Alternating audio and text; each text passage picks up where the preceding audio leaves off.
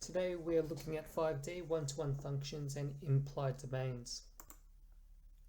So it's really important to get an overall big picture of where we are going. So remember that relations are ordered pairs from x to y. Functions are defined that there is only one y value for each x value given, and non-functions are having more than one y. So visually speaking, that means when we have our graph, we do a vertical line test where it only gets cut once. That happens for functions, but if non-functions, if we do the same vertical line test, you'll notice that somewhere on the graph there's two cuts. Once there's two cuts, it's not a function. But functions themselves can actually be grouped into two different categories once again. So on the left we have something we call one-to-one functions, and on the right many-to-one. Now the difference is one-to-one functions have only one x for each y given, and many-to-one have two x values or more for each y. So below here I've got two functions. What I mean by that is the function, remember, is a vertical line test. So both of these actually get cut once when I've got the vertical line test happening wherever you go on the graph. So they both pass the function test. However, to separate the different groups of functions, a one-to-one function only gets cut once when we have a straight line going across horizontally. When we go over to a many-to-one function, yes, down here, it might get cut once, but if I go straight through the middle, it's getting cut many times. And that's what we call a many-to-one function. Now you might be asking, why are we doing all this work? In the next couple of chapters, you'll see why this is all necessary, but we won't be explaining it here. So looking at example 14, the question is, which of the following are one-to-one? So looking at the first question A, this is a set where we have 1, 3, 2, 6, 3, 8, 4, and 10. Just by looking at all the y values in that set, they're all different. So that already implies that we have a one-to-one function. So I've just highlighted in green that they're all different and there's no repeats there. And if we were to graph that and try and use a horizontal line test, you'll notice that if I put it straight through there, it's only going to cut once. Straight through here, only one time. Straight through here once. So I was meant to say that at each y value, it's only being cut once. So we classify this as a one-to-one function. Moving on to question B, we have a set 3, 6, 5, 6, 8, 8, 10, 7. Just by looking at the numbers, we can see that the value of our y, which is 6, is being repeated. And so it's sharing an x of 3 and an x of 5. And because that y is being repeated for two x values, this is not a one-to-one function, it's a many-to-one. Visually, it looks like this, and as you can see, if I do a horizontal line test at y equals 6, notice it's being cut twice. It's not being cut twice up here, that's okay. And at y equals 8, it's only being cut once, but the most important thing here, it is happening at y equals 6. So if you're struggling to look at the numbers and trying to make sense of whether it's one-to-one or many-to-one, the best thing to do is to do a visual of it. So just to recap at the top, horizontal line test, one-to-one function if it cuts once everywhere, the horizontal line. So let's just go through a few examples. Example 1, is this first one a one-to-one function? So we have this parabola here. Is it a one-to-one? Well, let's do the horizontal line test. You can see that it's cutting twice, so this is not a one-to-one function. This second graph here, what if we had the line graph at y equals 2? If we did a horizontal line test on this, you'll notice if I do it here, if I lay that horizontal line right on at y equals 2, it's going to be cutting that graph many times because it's right on top of each other. So that type of graph, when it's flat, is not a one-to-one function.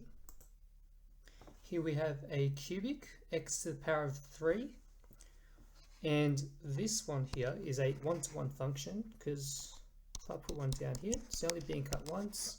Even if I move it all the way halfway, it's only being cut once again. So this is a one-to-one function. Okay, so our last example, example 15, it says to state the implied domain, sketch the graph and find the corresponding range. Now, when we talk about the implied domain, what that means is they haven't stated a domain down where the question is. They haven't said the domain is from here to here. So when they just give you the equation, what they're really asking you is the domain is actually disguised, it's hidden, but to state the implied domain, you have to work it out yourself as you do your graph, or if you do some working out. So I've sketched the graph here, and just by looking at it, there's no restrictions with the line. So we can just say that the implied or the hidden domain that was there is all the real numbers, no restrictions, and that the range that goes with it is also R. As you can see, the graph goes up and down, no restrictions. Now let's have a go at question B. Function of x equals 1 on x minus 3. This is a hyperbola. Now remember that hyperbolas have two sets of asymptotes. As we have x minus 3, x can't equal a 3, so there's an asymptote at x equals 3. There's also another asymptote right here at y equals 0. So our graph is going to look like this. Now it's not very accurate. Remember, this is just a sketch and we're just looking at the domain and the range, the implied domain.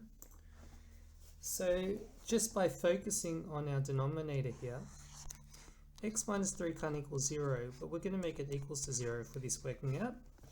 And so we know that at x equals 3, that's a no-go zone.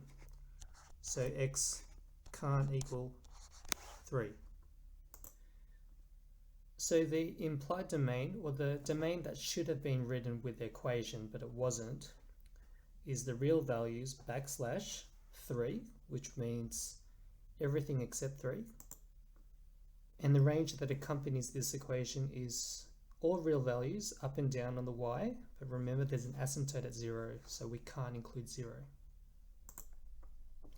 Our last question for today is C. If x, function of x equals the square root of x squared minus 4x plus 3.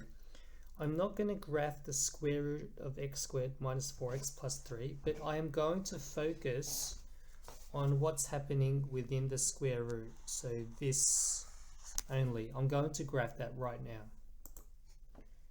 So what I've done, I've sketched x squared minus 4x plus 3. I haven't sketched the square root of it. But as you can see, the roots of the equation, the x-intercepts are at 1 and 3 because of my working out on the left-hand side in orange. Remember all our factorizing work where x minus 1 in one bracket and x minus 3 in another bracket.